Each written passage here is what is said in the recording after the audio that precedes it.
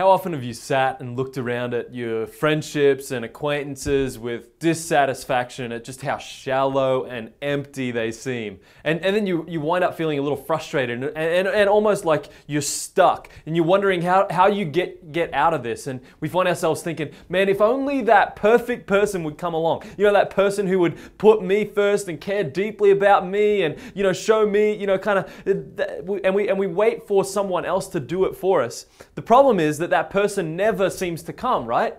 And so we remain stuck. See, the first principle to having deep relationships is that it starts with you. You can't wait on the other person to initiate. It starts with you. So the first principle to deep relationships is you have to initiate. It starts with you. If you want to move below the surface, then take the initiative.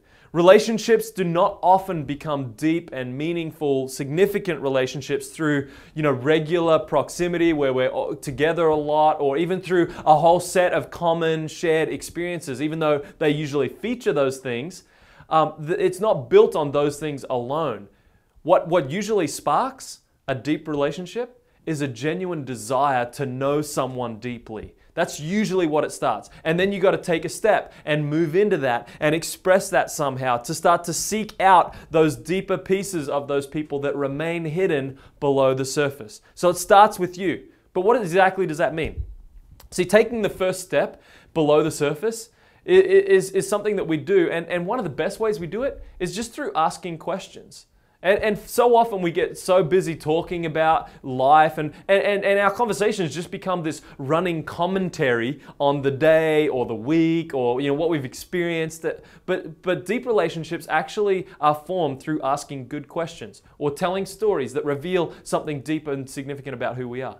So to take the initiative with someone, maybe you want to ask a question about what they value most, why they do the things that they do. Ask about the kind of experiences that have really shaped them and helped them and formed them and caused them to view the world the way that they view it. You know, ask about, you know, not only the information and the facts of their life, but ask about the longings and desires and the passions and those things that underlie those facts and those informations.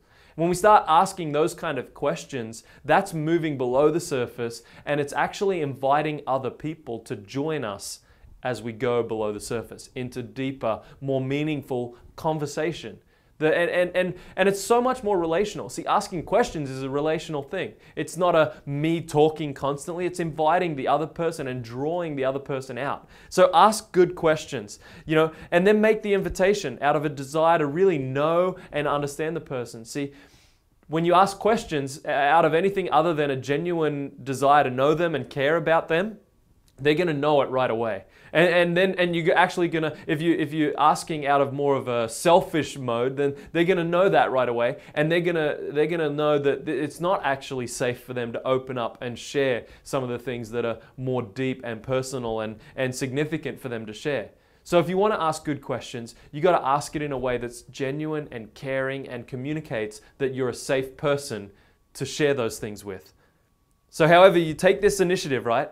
Through asking a question or telling a story or however you do it, you got to take the first step. The first principle remains the same. You got to take the first step. If you want to have that kind of a deep relationship, you got to take initiative and then invite others to join you below the surface. And you got to make that invitation repeatedly. See, some people won't respond the first time that you ask. Some people may never respond. But one thing we know for sure is you got to keep asking, you got to keep inviting, you got to keep going there because it won't happen any other way. First principle to having deep, significant relationships is take the initiative. Take the initiative.